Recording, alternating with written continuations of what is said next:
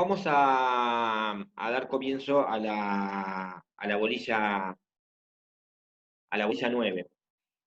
La bolilla 9 es la bolilla de actos procesales. Este, primero, ¿qué son esto es, la primera parte es conceptual, esto lo van a ver en cualquier lado, en cualquier libro. Los actos procesales, obviamente, son todos los actos jurídicos que se desarrollen en el marco, en el transcurso de un proceso y que tengan por efecto el inicio, desarrollo, desenvolvimiento o extinción del proceso. Y que pueden ser realizados por el juez, o por el órgano judicial, mejor dicho, juez o tribunal, por las partes, o por terceros. Los actos del órgano judicial, a su vez, pueden ser este, de instrucción, es decir, informarse, es decir, el acto por el cual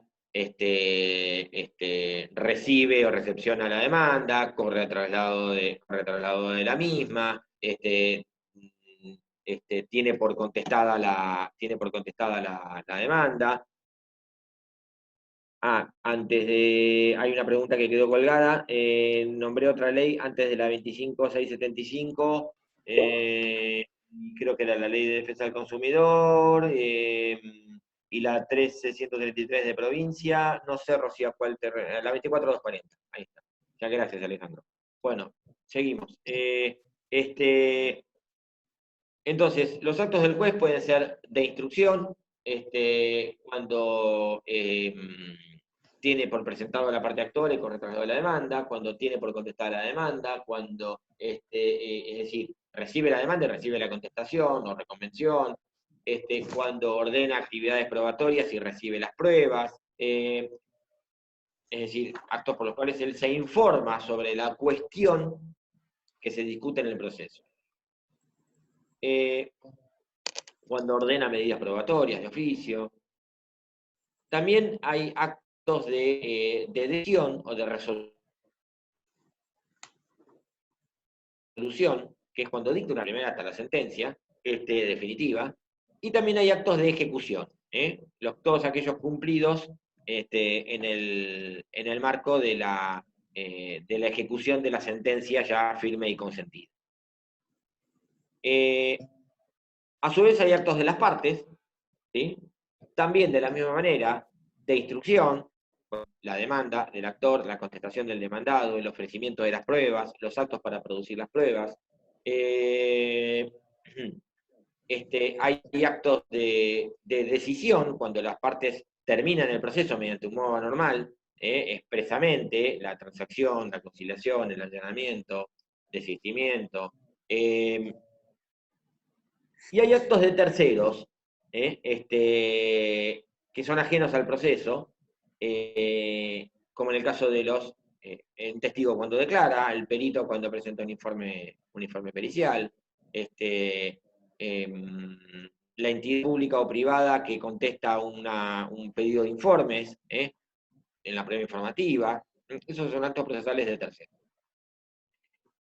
Se discute si son o no iguales a los actos jurídicos. El concepto tradicional, el de Palacio, por ejemplo, es que los actos procesales son distintos de los actos jurídicos, porque en el acto jurídico existe la teoría de los vicios del consentimiento. En cambio, en el acto procesal no se indaga respecto de cómo se prestó el consentimiento en el acto procesal. Es decir, no se indaga de en qué términos se presentó un escrito judicial. Es decir, si una persona presenta un escrito, por ejemplo, desistiendo del derecho a la parte actora, que sería algo con una trascendencia enorme, porque no puede reclamar más ni en este proceso ni nunca más, el juez no va a indagar respecto de si hubo o no un vicio de la voluntad en ese escrito, en la firma de ese escrito. Por eso Palacio dice que los actos procesales, además, tienen validez y existen solamente en el marco del proceso, que no tienen trascendencia más allá del proceso. Hay otros autores más modernamente, como Peirano, por ejemplo, que sostienen de que en realidad los actos procesales no dejan de ser actos jurídicos, solamente que desarrollados en el marco del proceso. Y que su eficacia, en realidad, no trasciende solamente al proceso, sino más allá de esto, porque por ejemplo, si se desiste de un derecho, esto significa que ya no se va a poder reclamar nunca más, ni en este proceso ni nunca más. Es decir, ese derecho desaparece para la vida de esas personas, ¿está claro? Para quien lo podía llegar a reclamar, para el titular del mismo. ¿Sí? De todas formas, es una discusión más doctrinaria que práctica. ¿Sí? El punto 2 de la bolilla se refiere a la forma de los actos procesales. Y el 3 a los actos de documentación. Acá vamos a tener que hacer una serie de aclaraciones, esto a tenor de las profundas diferencias o las profundas modificaciones introducidas en el proceso en los últimos años, donde porque hablamos de los actos procesales, hablamos de la materialidad de los actos procesales, cómo se realiza un acto procesal en los hechos, en la práctica. Ahora, toda la vida hemos tenido un expediente en papel, un montón de papel con una tapa, una cartulina de color adelante y con 2 o 3 ganchos que abrochan todo el papel, o antes con un hilo que lo cosía al expediente. Todavía más precario. Eso no existe más, o está en vías de no existir más. Todavía existe, pero no está en vías de no existir más. Y hoy por hoy hay, sobre esto vamos a volver, una acordada que establece ya directamente que el expediente es electrónico, ¿sí? Que es la acordada 3975 del 2020 que salió ahora, en abril. ¿Sí? Esta situación, en la cuarentena, un poco que apuró, de la misma manera que a nosotros y esto hablo a título exclusivamente personal, nos apuró un poco y nos obligó a ayornarnos en un montón de cuestiones y en el uso de la tecnología aplicada a la docencia. Una clase por Zoom no se había hecho nunca, hasta ahora, por lo menos en el marco de la facultad, y también el campus virtual, si bien estaba, no es que se inventó el campus virtual para la cuarentena, estaba antes, pero la verdad que no tenía demasiado uso, lo cual realmente era una pena, ¿cierto? Y nos dimos cuenta ahora de la enorme utilidad que tiene. Entonces, de la misma manera que esa situación nos obligó a incorporar la tecnología a la docencia, esta situación también obligó al Poder Judicial a terminar de incorporar la tecnología al marco de los procesos judiciales. La situación es exactamente la misma.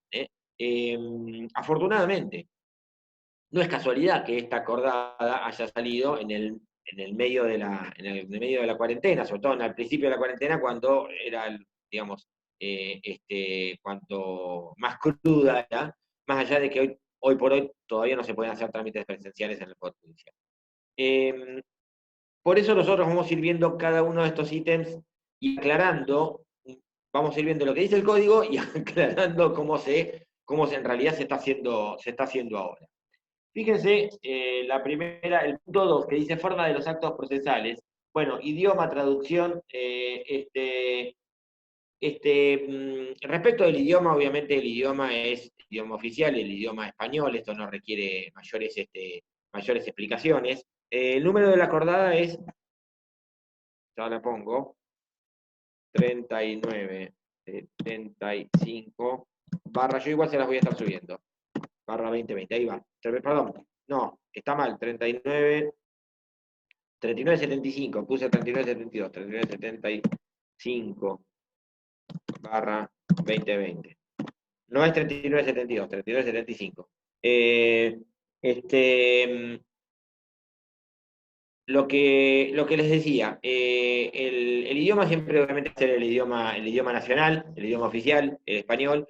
Si hay un instrumento que está en idioma extranjero, tiene que presentarse traducido. A veces pasa, por ejemplo, Todavía ocurre con algunas sucesiones de personas nacidas en Italia que usted tiene las partidas en italiano, tiene que presentarlas traducidas al español, o por ahí un contrato celebrado en idioma extranjero, también lo tiene que presentar en forma traducida, por traductor público nacional.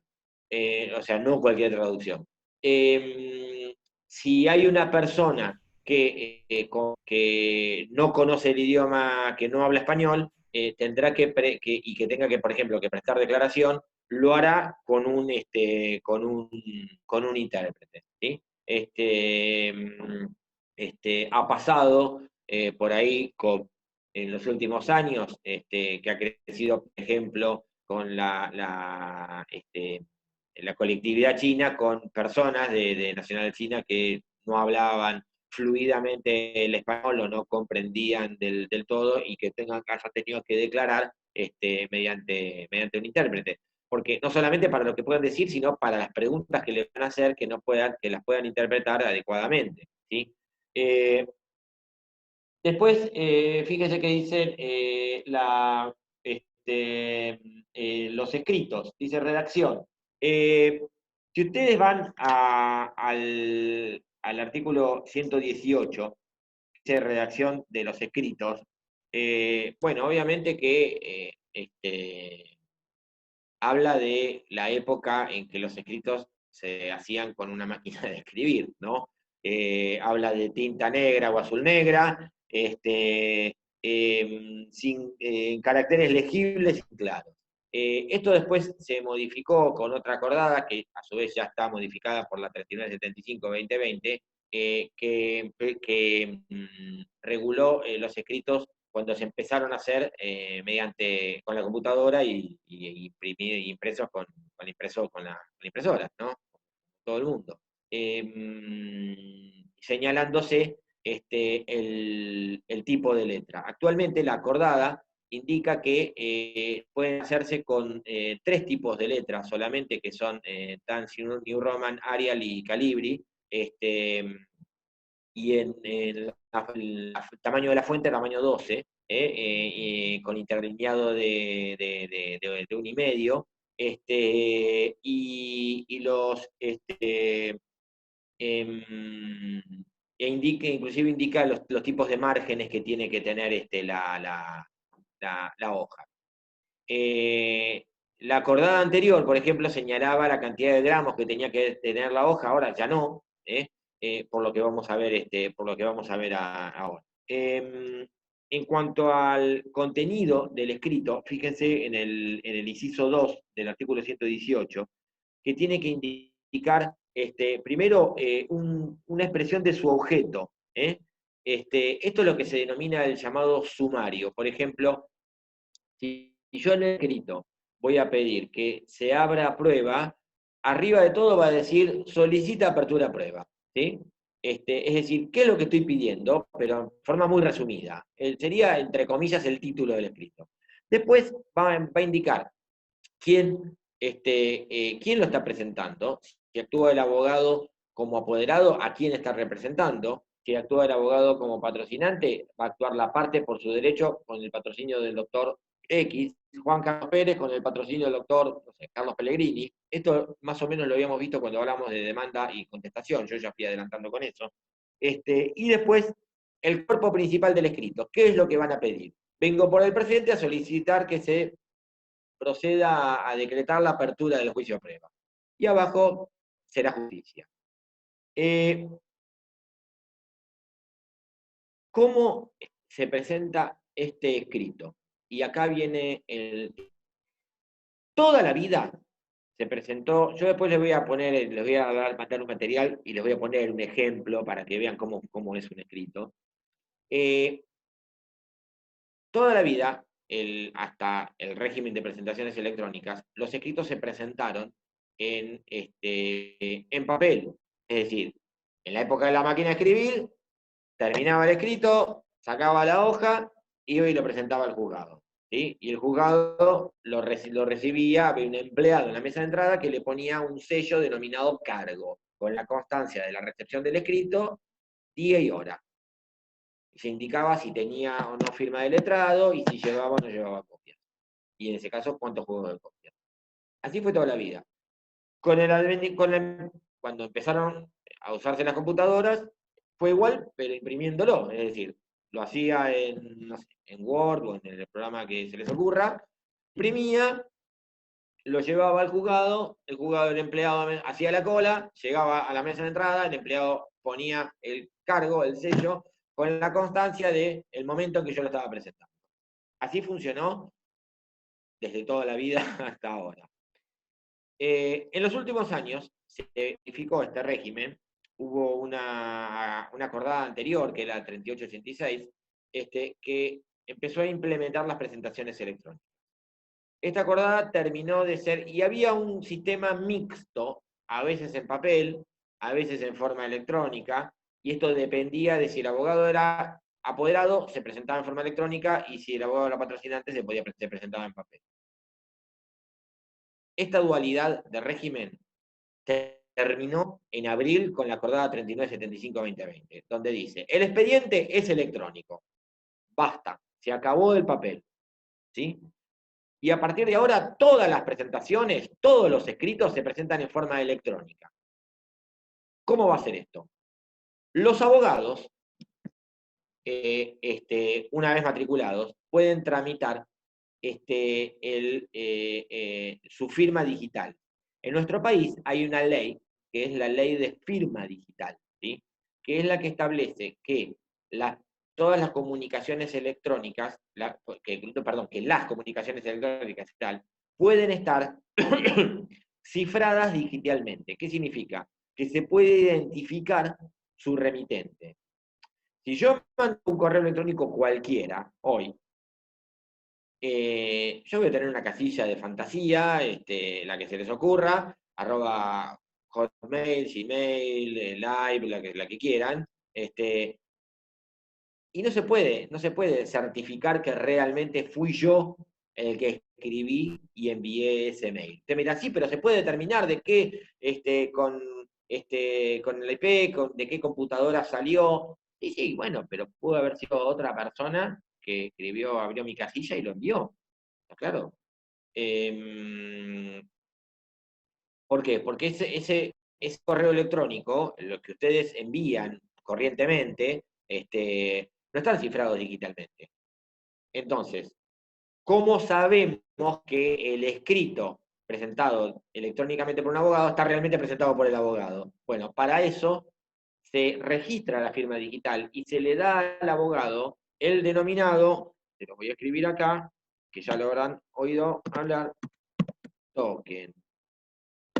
El token es una especie de pendrive, igual a un pendrive, que le va a proporcionar la Suprema Corte. El abogado tiene que hacer un trámite específico, editando que está matriculado, la identidad, etc.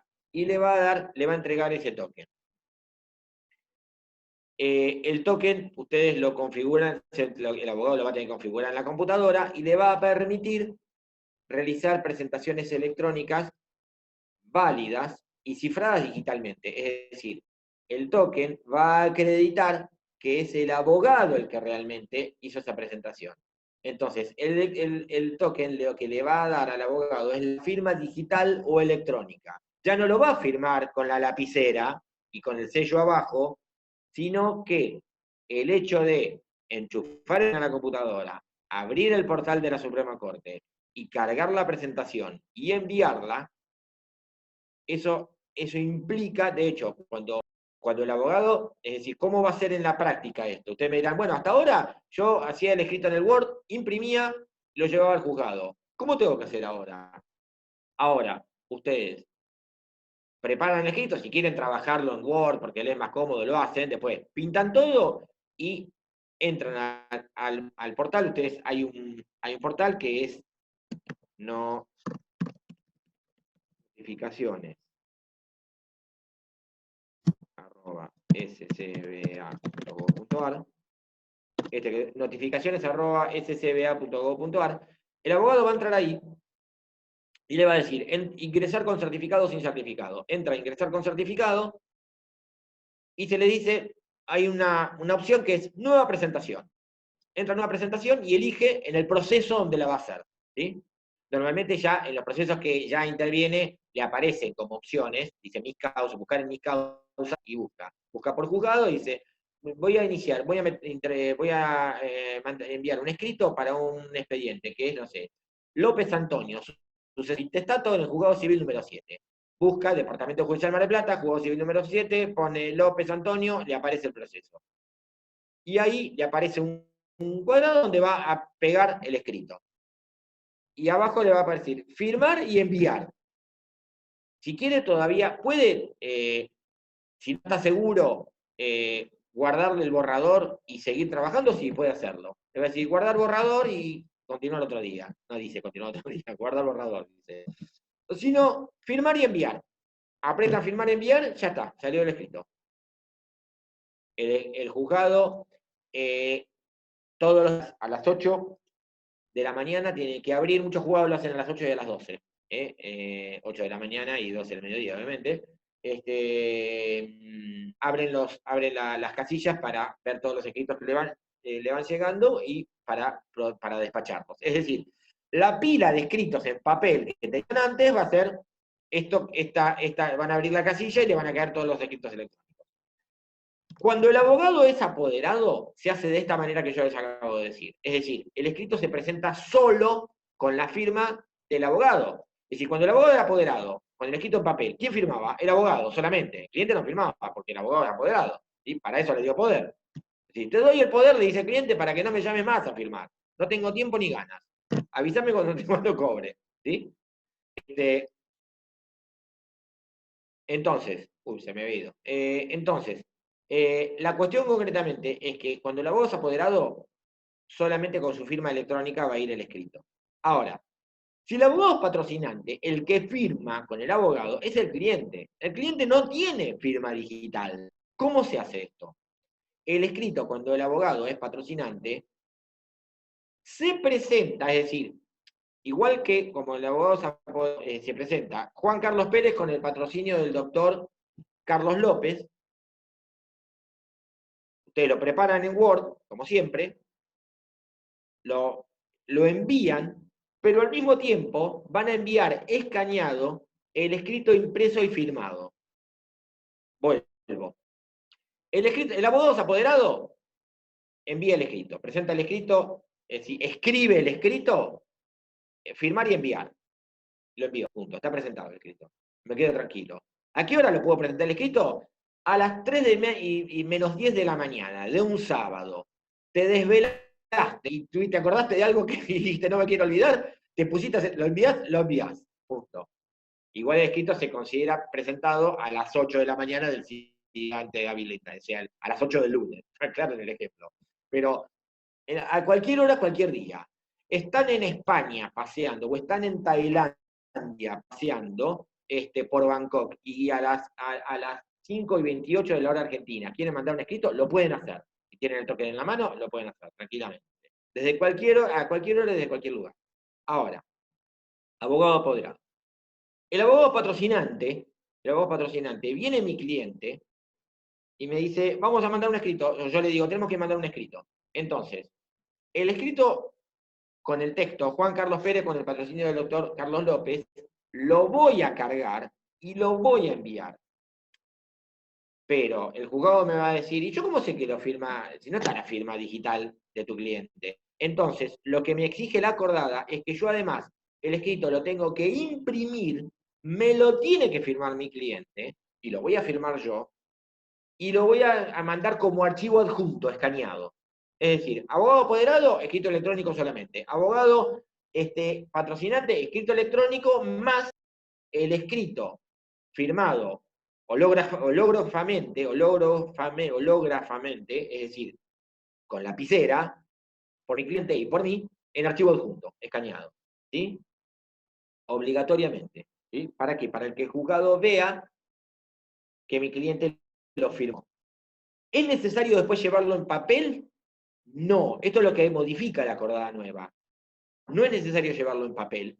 El abogado queda como depositario, excepto del escrito, es decir, ese escrito ustedes lo tienen que guardar en su carpeta, en su estudio, y solamente lo van a llevar si el juzgado se lo pide. Es decir, el abogado es repositario del escrito en papel, firmado por la parte interesada, y entregar al primer requerimiento del juzgado. ¿Está claro esto? Es así como funcionan los escritos hoy. Después, el 120 dice copias. Bueno, en el formato papel, yo el escrito que tenía que darse traslado se presentaba con copias. Ahora ya no, porque en realidad no hay copias. Si el escrito está subido a la mesa de entrada virtual, lo descargan, lo imprimen si lo quieren leer y si no, lo imprimen en la pantalla. Es decir, se suprime la carga de acompañar copias. Hay un problema, el 121, fíjense que dice copias de documentos de reproducción dificultosa. Antes se relevaba de la carga de acompañar las copias de documentación que era imposible fotocopiarla, ¿sí? O el volumen era muy grande. Ahora no hay una excepción a esto y parecería que, porque ahora ¿cómo se presenta la documentación? Toda escaneada, ¿sí? Y parecería que ahora tendría que escanear absolutamente toda la documentación que acompaño. Esto es complicado y a veces es muy engorroso. Cuando la documentación son 10 talonarios de facturas, tendría que escanear absolutamente todo. Fíjense, yo el otro día estaba preparando una demanda de usucapión donde tenía que acreditar que mi cliente hace más de 20 años está pagando todos los impuestos. Me trajo todas las boletas de impuestos hace 20 años. Mi secretaria tuvo una semana escaneando más o menos. Pero bueno, lamentablemente esto es así. Entonces, lo que establece la ley, perdón, la acordada 3975 es que el expediente es enteramente electrónico. Desaparece el papel. Todo es electrónico. Antes algunas cosas eran electrónicas y otras no. Ahora es absolutamente todo electrónico. Se acabó el expediente en papel. Hasta ahora, el expediente en papel normalmente estaba foliado, es decir, en el ángulo superior derecho tenía un número, como el número de página, pero se le llama foja, por esta costumbre que tenemos de hablar en español antiguo, paciente, en vez de hoja decimos fojas. Bueno, desaparecen las fojas. Al ser el expediente electrónico, ya no existe, desaparece la foliatura, ¿sí? Y, y entonces la referencia a las presentaciones van a ser por la fecha, ¿no? O sea, es decir, como se manifestó a Fojas 325, no, como se manifestó en el escrito de fecha tal y hora tal, ¿sí? Es la única manera de poder referir a las presentaciones electrónicas. Ahí dice en el programa anotación de peticiones. Bueno, esto también, medio que ha desaparecido. El 117 determinaba de que para algunas peticiones que sean muy de mero trámite o elementales, como pedir que agreguen oficios, exhortos, el desglose de poderes o documentación, podía pedirse en forma manuscrita en el mismo expediente, ¿sí? Esto ya no existe más porque desaparece el papel. Audiencias. Respecto de las audiencias, ¿cómo es? Nosotros algunas cuestiones hemos estado hablando. Dice audiencias, reglas generales. Las audiencias en toda la vida se han desarrollado en cuartos de minutos y a veces ni siquiera eso, con presencia de un empleado. Y el acta se confeccionaba un acta que era firmada por el secretario del juzgado. Ustedes leían en un acta de una audiencia y decían, el secretario estuvo presente. En realidad el secretario nunca estuvo. El secretario solamente firmó el acta. El acta al final dice, no siendo para más, ante mí de lo que doy fe. Ante mí, bueno, nunca fue ante el secretario. El ante mí era mentiroso, porque el secretario nunca estuvo en la sala de audiencia. Hoy se ha roto un poquito esto, en el sentido de este paradigma, y las audiencias de prueba se realizan en muchos casos mediante una audiencia de vista de causa, con presencia no solo del secretario, sino también del juez, garantizando el principio de mediación. Sin embargo, muchas diligencias se hacen todavía en una pequeña sala de audiencias con un empleado, y se confesiona un acta.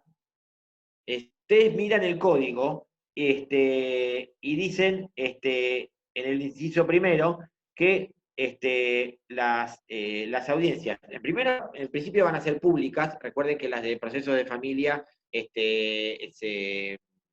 no son públicas por cuestiones elementales, son cuestiones donde se trata de preservar la intimidad de las personas, de las partes y terceros involucrados. Tienen que ser señaladas con anticipación de no menor de 3 días, ¿sí? Las convocatorias son hechas bajo el procedimiento de que el que no concurre pierde el derecho de hacerlo. Es decir, se fija una audiencia para que le declare un testigo, se lo notifica al testigo. Las partes quedan notificadas al Ministerio Legis, después vamos a ver qué significa esto, y si una parte no va, la audiencia se hace igual. Y empiezan a la hora designada. Esto muchas veces hay una especie de desviación de esta norma, y muchas veces los juzgados se toman 30 minutos para que empiece la audiencia. En realidad, el código dice empiezan a la hora designada. Solamente, los citados solamente tienen que esperar 30 minutos. ¿Qué significa? Que si la audiencia es a las 9, debería empezar a las 9. Y el que es citado a la audiencia solamente tiene la obligación de quedarse hasta las 9:30. A pasar las 9:30 dicen, discúlpeme, yo tengo otras cosas que hacer. Y se puede ir. Y cumplió con su obligación de comparecer. ¿Está claro? En la práctica, los juzgados, muchas veces, se toman esta media hora. Entonces llegan a las 9 y dicen, bueno, a las 9:30 lo llamamos. Pero en realidad, el código, la regla es, empiezan a la hora designada. ¿Sí? Esa es la regla. Por más que muchas veces se tomen esta media hora, los tribunales, a veces para esperar que lleguen todas las partes, pero en realidad la audiencia, si el juzgado quiere empezarla a las 9, la audiencia arranca a las 9. Está claro si se fijó a las 9. El inciso 5 dice, el secretario levantará acta. Volvemos a lo que decíamos recién. Esto implica que el secretario va a estar presente. Sin embargo, en la gran mayoría de los casos, hasta ahora, no está presente. Bueno, ahora con la vista de causa, en el proceso en la Justicia 2020, sí está presente no solamente el secretario, sino el juez. Sino antes, el acta la hacía el secretario. Ustedes miraban el código y decían, ¿quién toma la audiencia? El secretario. ¿Quién tomaba la audiencia en la práctica? Un empleado. ¿Sí? El empleado tomaba el acta, hacía el acta, y el secretario después venía y firmaba. ¿Sí? O se la llevaban al secretario y firmaba. El 126, que dice versión taquigráfica o impresión fonográfica, bueno, esto ya se está utilizando, yo ya se los dije, que se ha suprimido muchas veces el acta en la vista de causa por la versión videograbada, ya no taquigráfico, suena a década del 60, que es donde se redactó el código, está videograbada. ¿Sí? Normalmente en una vista de causa uno lo que tiene que hacer es llevar un DVD virgen para que le den una copia de la audiencia y poder llevarse una copia de la audiencia para después verla tranquilos y después la tiene que usar para un recurso de apelación, etc. El punto 3, actos de documentación, expediente, concepto, formación. Bueno, esto ya lo hemos dicho, el expediente actualmente no es más en papel, el expediente es electrónico, se va formando con la suma o el cúmulo de todas las presentaciones electrónicas y se van cargando en una mesa de entrada virtual donde se puede acceder al mismo. ¿Sí? Las partes pueden acceder al mismo. El expediente, cuando era en papel, solamente podía ser retirado por razones fundadas, había que pedir el préstamo mediante un escrito y el juez concedía el préstamo por un determinado plazo, 24 horas. Y el abogado que lo retiraba tenía que pagar 2 IUs por cada día de retardo. ¿Sí? Hay supuestos donde sí o sí se podía retirar el expediente como para expresar agravio, practicar liquidaciones,